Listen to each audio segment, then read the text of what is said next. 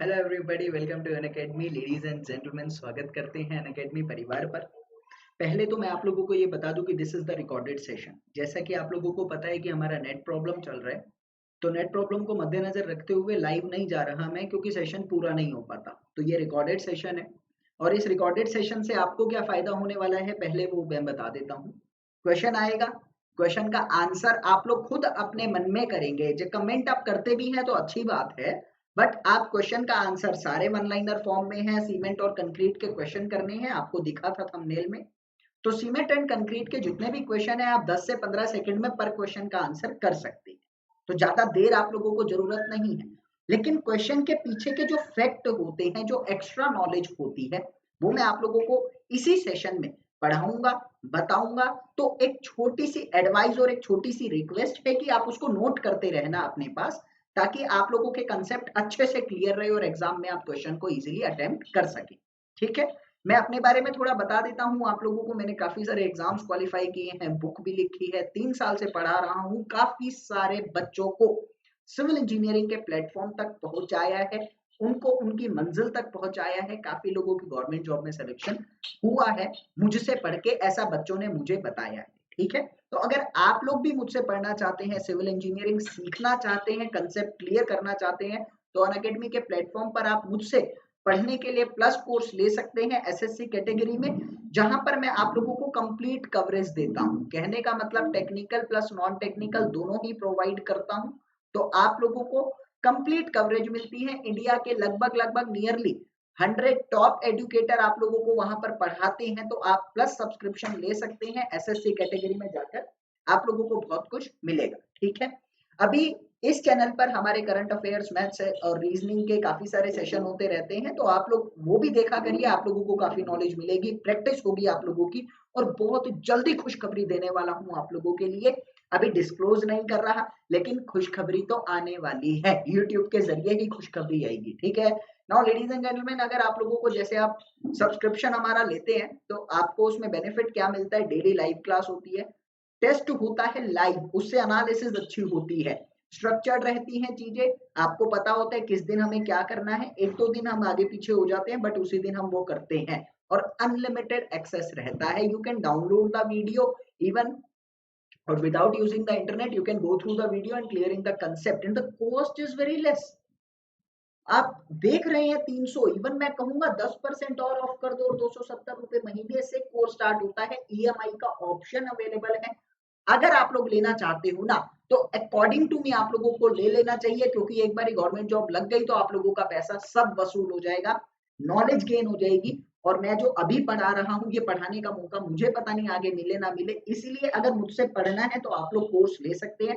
270 रुपए महीना मेरे ख्याल में कोई ज्यादा नहीं है, अगर आप टॉप एडुकेटर से पढ़ रहे हैं। ठीक है, तो आगे कोर्स लेना है तो क्या करना है? अनअकैडमी लर्निंग ऐप इंस्टॉल करना, कोई भी एग्जाम जिसकी आप तैयारी कर रहे हो, जाकर गेट सब्सक्रिप्शन पे क्लिक करना, पेमेंट पेज खुलेगा इस तरह का। ये आप लोगों की ड्यूरेशन है, किस ड्यूरेशन के लिए कितनी कॉस्ट है। तो आप देखना यहाँ पर, अगर आप 1 साल और 2 साल के लिए देखते हो तो काफी सस्ती कॉस्ट पड़ती है। तो आप लोगों के लिए ज्यादा नहीं है मेरे ख्याल में, 500 या 300 रुपए महीना, ये भी महंगा है। एक कोड लगाना एनजी लाइव, जब आप लोग इस तरह का पेमेंट पेज खुलेगा ना, तो यहाँ पर ऐसे हैव अ रेफरल कोड करके लिखा होता है, एनजी लाइव लिखना, it will give you 10% discount on any cost. ठीक है, तो काफी कुछ सस्ता पड़ जाता है। ये आपकी 1 महीने की कॉस्ट है, ईएमआई ऑप्शन अवेलेबल है, और वो भी नो कॉस्ट ईएमआई है। समझना मेरे इस बात को, इससे ज्यादा खर्चा आप लोग ऑफलाइन कोचिंग में किराए में लगा देते हो। ठीक है, तो इसका बहुत बेनिफिट है। Try to understand my concept, कि आपको यहाँ बहुत कुछ मिलता है, और टेक्निकल प्लस नॉन टेक्निकल दोनों की बात चलती है। एसएससी जेई के साथ साथ आप लोग SSC CGL, SSC CHSL, MTS, CPO, इन सभी एग्जाम्स की तैयारी भी साथ साथ कर सकते हैं। कई बच्चे होते हैं जो नॉन टेक्निकल की भी तैयारी करते हैं, वो भी कर सकते हैं। तो चलिए अपना सेशन स्टार्ट करते हैं मेरे प्यारे बंधुओं। यहाँ पर पहला क्वेश्चन आप लोगों की स्क्रीन पर बनेगा। क्या कहता है पहला क्वेश्चन आप लोगों को? मैन्युफैक्चरिंग ऑफ पोर्टलैंड सीमेंट, तो proportion of the raw material क्या होते हैं? ऑप्शन ए लाइम 63, सिलिका 22 और बाकी के इंग्रेडिएंट्स 15, लाइम 22, सिलिका 40 और सिलिका 70। ऑप्शन आपकी स्क्रीन पर है। मैं आप लोगों को इसका आंसर बता देता हूं, जिसको ये आता है उसने कर लिया होगा अब से पहले। अपने मन में ही आंसर करिए, कमेंट करते हो बहुत अच्छी बात है, लास्ट में स्कोर जरूर बताना। जितने भी क्वेश्चन हमने करे, let it be the question number 1, जितने भी क्वेश्चन हम लोगों ने पढ़े हैं उन सभी क्वेश्चंस का आंसर और लास्ट में ना एक बार कमेंट बॉक्स में, लाइव में नहीं, कमेंट बॉक्स में मेंशन जरूर कर देना कि आपका स्कोर क्या रहा, क्योंकि ना मेरे को एनालिसिस करनी होती है कि आप लोग कितना पानी में हो, कितना बाहर हो, किस तरह पर फ्यूचर जाना है, वो सारी चीजें देखकर ही मैं आप लोगों के लिए फिर क्वेश्चन और आपको को वैसे ही पढ़ाऊंगा, ठीक है। तो आप लोगों का इसका correct answer option number A बनता है। अब मैं आप लोगों को एक टेबल लिखवा देता हूं कि आपके कंपोनेंट्स क्या क्या होते हैं सीमेंट के अंदर। सबसे पहले आप लोगों को ध्यान रखना है SALIM, सलीम। अभी बात आती है प्यारे दोस्तों, बच्चों में आया था ये चीज कि सुबह ब्रिक्स मैंने पढ़ाया था तो भी मैंने सलीम का नाम लिया था, आज वैसे ईद है। तो सिलिका की अगर मैं बात करूं तो सिलिका जनरली कितना रहता है, 17 से 25% के बीच रहता है, और अगर एवरेज देखी जाए तो 20% रहता है। सिलिका करता क्या है, सिलिका आप लोगों का स्ट्रेंथ कंट्रोल करने के काम आता है, ये चीज आपको ध्यान रखनी है। A4 होता है एल्यूमिना। एल्यूमिना कितना रहता है आपकी सीमेंट के अंदर, बहुत कम रहता है, मैं कहूंगा 3 से 8%, जनरली 6% रहता है। एल्यूमिना करता क्या है सीमेंट के अंदर, एक ही चीज, क्विक सेटिंग प्रॉपर्टी जो आती है ना, वो एल्यूमिना के कारण ही आती है। अभी लाइम, लाइम क्या है, कैल्शियम ऑक्साइड है, सबसे ज्यादा लाइम होता है आपकी सीमेंट के अंदर, 60 से 65% के बीच, और एवरेज देखी जाए तो 63% रहता है, ठीक है। क्या काम करता है, एक तो स्ट्रेंथ के लिए रिस्पॉन्सिबल होता है, दूसरा साउंडनेस के लिए रिस्पॉन्सिबल होता है। लेडीज एंड जेंटलमैन, साउंडनेस क्या होता है आपको मैं बता देता हूं, क्योंकि बहुत बच्चों को इसमें बहुत प्रॉब्लम आ जाती है। Soundness is defined as the ability to control expansion. आपके एक्सपेंशन को कंट्रोल करने की एबिलिटी होती है साउंडनेस, इस चीज का ध्यान रखेंगे। आगे मैं बात करना चाहूं तो आई क्या है, I4 रहता है आपका आयरन ऑक्साइड। आयरन ऑक्साइड का फॉर्मूला होता है Fe2O3। Fe2O3 आपका कितना रहता है, बहुत कम रहता है, 0.5 से 6% के लगभग, और एवरेज देखी जाए तो 3%। क्या काम करता है यहाँ पर, ये कलर फॉर्मेशन का काम करता है, आप लोगों को याद रखना है, ठीक है। ये मैंने आपको ब्रिक में भी लिखवाया था, कलर फॉर्मेशन का ये काम करता है। आगे की मैं बात करूं यहाँ से, that is known to be as the magnesia, MgO। MgO कितना प्रेजेंट रहता है आप लोगों का, नियरली 2% के आसपास, या देखी जाए तो 0.5 से 3% से या 4% कर सकते हो, कोई ऐसी दिक्कत नहीं है। अभी क्या काम करता है, हार्डनिंग जो आपकी सीमेंट के अंदर होती है, तो हार्डनिंग कॉज करता है आपका मैग्नीशिया। तो आंसर तो आपको समझ में आ गया होगा, सारे मैच कर चुके हैं हम, option number A is the correct answer. Advice करूंगा साथ के साथ सारी चीजें जो बताई है वो भी याद रखेंगे, और डिटेल में पढ़ना है तो अभी टाइम नहीं है इतना डिटेल में पढ़ाने के लिए, सब्र करो। प्लस कोर्स लेना है तो ले सकते हैं, नहीं लेना तो कोई बात नहीं, घबराओ मत, यूट्यूब पर भी आप लोगों के लिए कुछ अवेलेबिलिटी करवाऊंगा, ठीक है। चलिए अभी बात आती है कि आपका curing period, curing period is minimum for which type of the concrete, मतलब कौन से वाला कंक्रीट कौन सी सीमेंट से बनता है, उसके लिए मिनिमम क्यूरिंग पीरियड कितना है। सबसे पहले आता है आपका rapid hardening cement, low heat cement, ordinary Portland cement, slag cement. I am giving you just 10 second to 15 second for answer this question. अपने मन में करिए, कॉपी में टिक करते रहिएगा गलत सही को साथ की साथ। प्लीज आप लोगों से रिक्वेस्ट है, स्कोर लास्ट में जरूर बताना, और अगर सेशन का कंटेंट पसंद में आता है तो इस वीडियो को शेयर जरूर कर देना, हर बच्चे तक पहुंचा देना, क्योंकि जैसे जैसे रिस्पांस बढ़ेगा मैं भी आप लोगों की तरफ टेक्नोलॉजी का यूज करता हुआ और आगे ऊपर बढ़ूंगा, फिर हम पेंटेब से और ऊपर भी आ सकते हैं, मैंने ये बात आपको पहले भी बताई है। क्वेश्चन का आंसर आता है यहाँ पर रैपिड हार्डनिंग सीमेंट। रीजन क्या बनता है मैं आपको बता देता हूं। क्यूरिंग क्या होता है, curing is defined as the application of water, मैंने कहा application of water on the concrete surface या सीमेंट सरफेस, एक ही बात है, कोई प्रॉब्लम नहीं आनी चाहिए। Concrete surface to fulfil the loss of water, to fulfil loss of water due to hydration process, due to heat of hydration.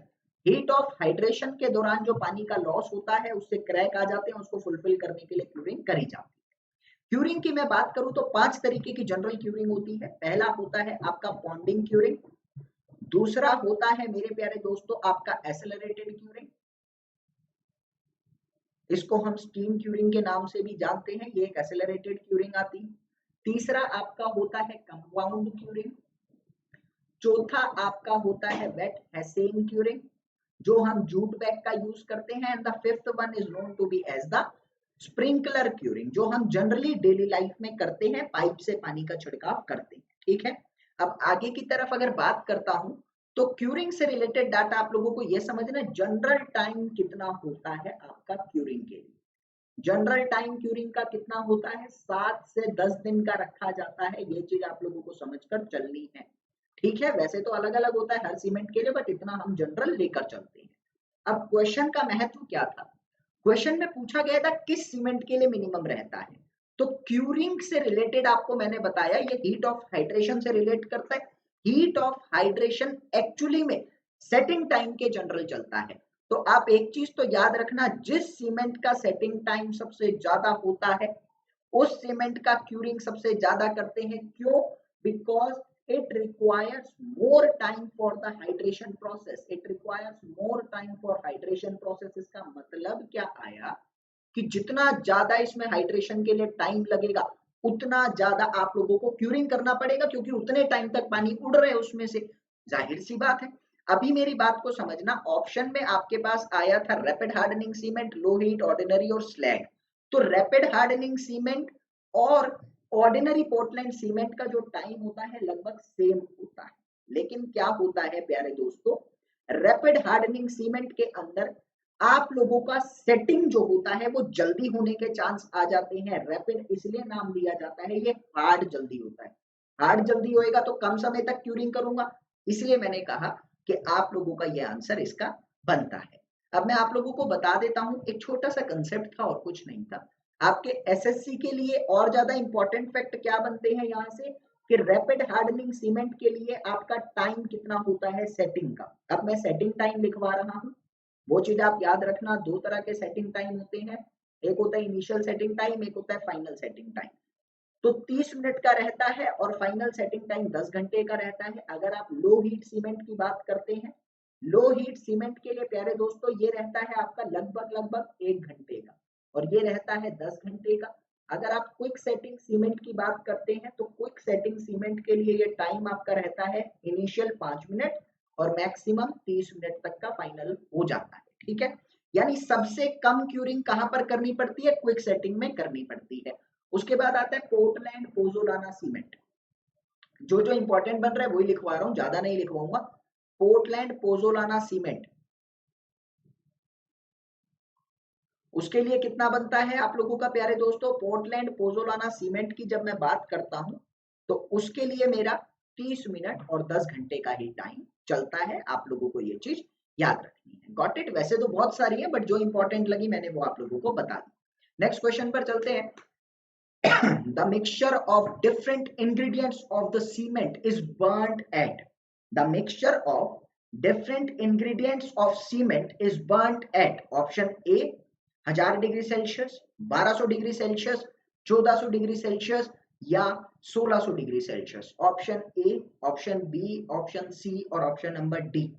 बच्चों का आंसर खुद ही सोच लो, 10 सेकंड का टाइम देंगे, ज्यादा नहीं देंगे क्योंकि इजी क्वेश्चन है, सारे वन लाइनर आते हैं, सोचना या समझना इसमें कुछ होता ही नहीं, रट्टा मारो जिंदाबाद की बात आती है। तो बच्चों का आंसर अपने आप कर लेंगे। मैं इसका करेक्ट आंसर बताता हूं, यहाँ पर 1600 degree Celsius is the correct answer of this question. अब इससे रिलेटेड कुछ फैक्ट बताता हूं कि देखिए, आप जब सीमेंट की मैन्युफैक्चरिंग करते हैं तो आपके पास दो तरह के प्रोसेस होते हैं। मैन्युफैक्चरिंग, स्पेलिंग पे मत जाइएगा मेरी,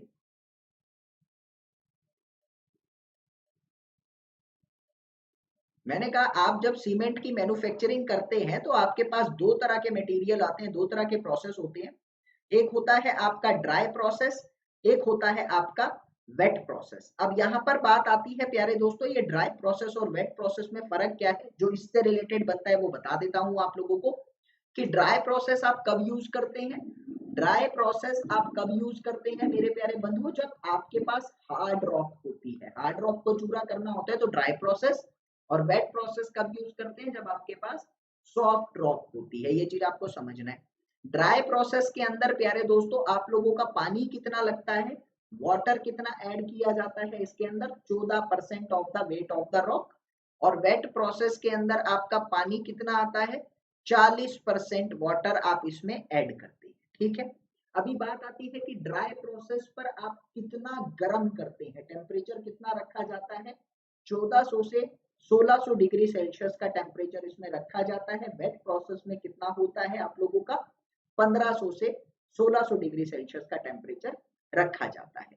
इसलिए मैंने आप लोगों को, जब 1600 दोनों में कॉमन है ना, तो मैंने आपको 1600 ही आंसर लगवाया, इसलिए 1600 लगवाया था। कई बच्चे 1400 भी कह देते हैं, बट 1600 कॉमन था इसलिए 1600 आंसर करवा दिया।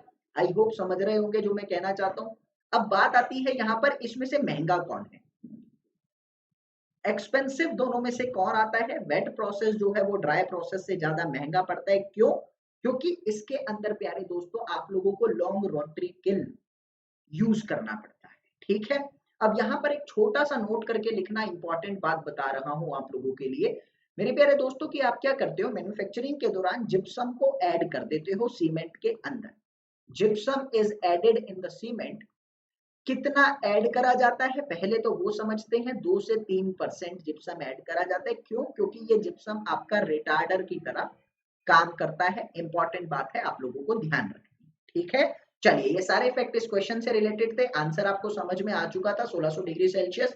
स्कोर मार्क करते रहना। नेक्स्ट क्वेश्चन क्या कहता है आप लोगों को? For quality control of the Portland cement the test essentially done is. Option A कहता है कि quality control of the Portland cement के लिए जो आपका टेस्ट डन होता है, टेस्ट कौन से करे जाते हैं सीमेंट पर? बोला जाता है प्यारे दोस्तों सेटिंग टाइम, साउंडनेस, उसके बाद बात आती है आपकी टेंसाइल स्ट्रेंथ, और उसके बाद आपको कहता है all the options are correct. Now easy है, आप लोग इस चीज को समझकर चलेंगे। यहां से प्यारे दोस्तों मैं आपको बता देता हूं, आप जल्दी से आंसर तो कर लेंगे, सबने कर भी लिया होगा अपने मन के अंदर। बहुत इजी है, सारे ही टेस्ट जरूरी होते हैं क्वालिटी कंट्रोल के लिए। अभी मैं आप लोगों को इन सभी टेस्ट के बारे में बताता हूं जो मेंशन कर रखे हैं। सबसे पहले मेरे पास आता है setting time test. Setting time test से क्या इंपॉर्टेंट बनता है? कौन से एपरेटस की हेल्प से करा जाता है? ये वाइकेट एपरेटस की हेल्प से ये करा जाता है। कितना पानी इसमें मिलाया जाता है, या मैं कहना चाहता हूँ इसकी कितनी कंसिस्टेंसी रखी जाती है, तो आप लोगों को समझकर चलना है। 0.8 P, where P is the weight of the cement, और कुछ नहीं। ठीक है, अभी बात आती है प्यारे दोस्तों कि आप लोगों का जो दूसरा टेस्ट है that is known to be as the soundness test. Soundness test आप कौन से एपरेटस से करते हैं? दो तरह का एपरेटस आपका काम में आता है। एक होता है ली चेटिलियर एपरेटस, एक होता है आप लोगों का ऑटोक्लेव एपरेटस। अभी मैं आप लोगों को लिखवा देता हूं इसके बारे में, थोड़ा सा इंपॉर्टेंट बनता है, ज्यादा नहीं लिखवाऊंगा। ली चेटिलियर जो आपका टेस्ट होता है, ली चेटिलियर टेस्ट जो होता है, ये किसकी वजह से साउंडनेस मेजर करता है? आपको ध्यान रखना है, soundness due to lime, lime के कारण जो साउंडनेस आती है उसको मेजर करता है। अभी मैं बात करना चाहता हूं, कुछ आपके पास इंपॉर्टेंट सीमेंट आती है जिनके बारे में आपको पता होना चाहिए मेरे प्यारे दोस्तों। जैसे मैं यहाँ पर आप लोगों को कहना चाहता हूं कि अगर आपके पास रैपिड हार्डनिंग सीमेंट है, रैपिड हार्डनिंग सीमेंट, आपके पास ऑर्डिनरी पोर्टलैंड सीमेंट है, ओपीसी है, आपके पास प्यारे दोस्तों यहाँ पर क्विक सेटिंग सीमेंट भी आ सकती है, बट क्विक सेटिंग के लिए हम दूसरी में रख देंगे। मैं यहाँ पर कहूंगा लो हीट सीमेंट है। ठीक है, इनके लिए कितना एक्सपेंशन अलाउड है? 10 mm का अलाउड है। अगर आप बात करते हैं यहाँ पर प्यारे दोस्तों हाई एल्यूमिना सीमेंट या super sulphated cement, high alumina cement या सुपर सल्फेटेड सीमेंट, इनके लिए कितना अलाउड होता है? इनके लिए 5 mm तक का अलाउड होता है।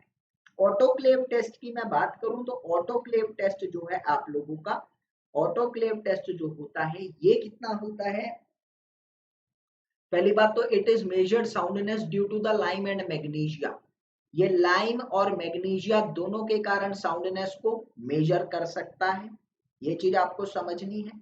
दूसरी बात आती है प्यारे दोस्तों for any cement, for any cement soundness जो है वो maximum should not be greater than और इक्वल टू, यानी शुड बी लेस देन और इक्वल टू 0.8% होनी चाहिए, इंपॉर्टेंट है। उसके बाद आता है tensile strength test.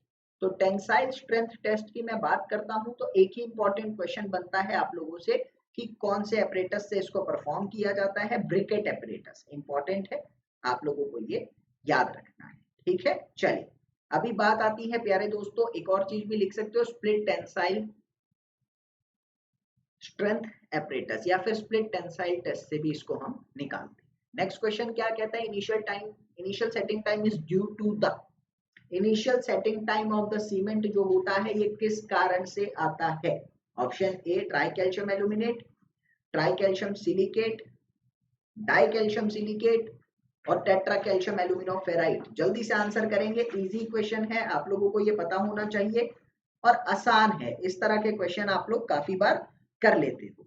Option A, option B, option C और ऑप्शन नंबर डी। मैं बता देता हूं, देखिए आपको बोला गया है इनिशियल सेटिंग टाइम किसके कारण से आता है। इनिशियल सेटिंग टाइम का मतलब होता है बिल्कुल क्विक सेटिंग। क्विक सेटिंग किसकी वजह से आ रही है, इनिशियल का मतलब यही होता है ना, जल्दी से सेट करना, और वो मैंने बताया था एल्यूमिना जो होता है, आपको मैंने पढ़ाया, एल्यूमिना जो होता है ये सबसे जल्दी सेटिंग के काम आता है। तो मैंने क्या कहा, इसका आंसर क्या बनेगा, option number A. But question में पूछ सकता था आपसे, क्वेश्चन में घुमा सकता था कि सेटिंग इन इनिशियल डेज, शब्दों पर गौर फरमाइएगा, कई बच्चों का गलत हुआ होगा ये। इनिशियल डेज में जो सेटिंग आई है वो किसके कारण आती है, वो C3S के कारण आती है, but initial setting time C3A के कारण आता है, ठीक है। अब ये क्या है, ये चार जो आपको ऑप्शन में दिखा रखे थे ये बॉक्स कंपाउंड होते हैं, तो मैं इनके बारे में कुछ कुछ लिखवा देता हूँ। सबसे पहला आता है आपके पास ट्राई कैल्शियम सिलिकेट।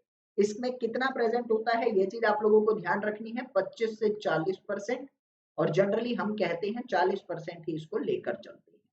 ये इनिशियल डेज में आपकी हेल्प करता है सेटिंग करने के, इनिशियल डेज स्ट्रेंथ करने के काम आता है, मैंने लिखवाया आप लोगों को।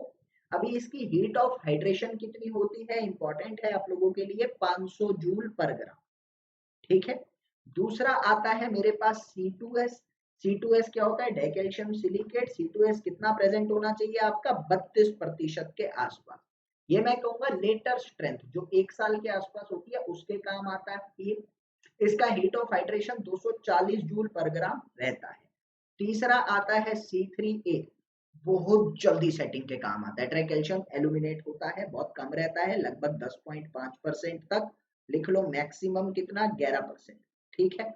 ये क्या करता है आप लोगों का, ये जल्दी जल्दी हीट ऑफ हाइड्रेशन बहुत ज्यादा देता है, लगभग 863 जूल पर ग्राम की हीट ऑफ हाइड्रेशन, तो क्विक सेटिंग के काम आ रहा है, जाहिर सी बात है। चौथा आता है आप लोगों का ट्राइकैल्शियम एल्यूमिनोफेरेट, C3AF।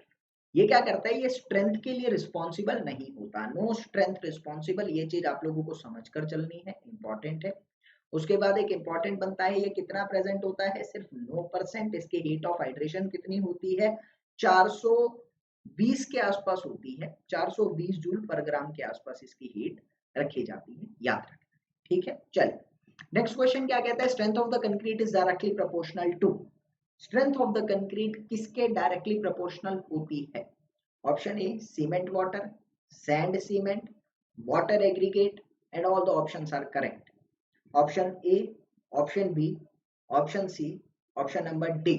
आपको बोला गया है कि आपके कंक्रीट की स्ट्रेंथ किसके प्रोपोर्शनल चलती है। मैं आपको बताना चाहूंगा प्यारे दोस्तों कि एक चीज का आप ध्यान रखिएगा यहाँ पर कि strength is inversely proportional to the water cement ratio.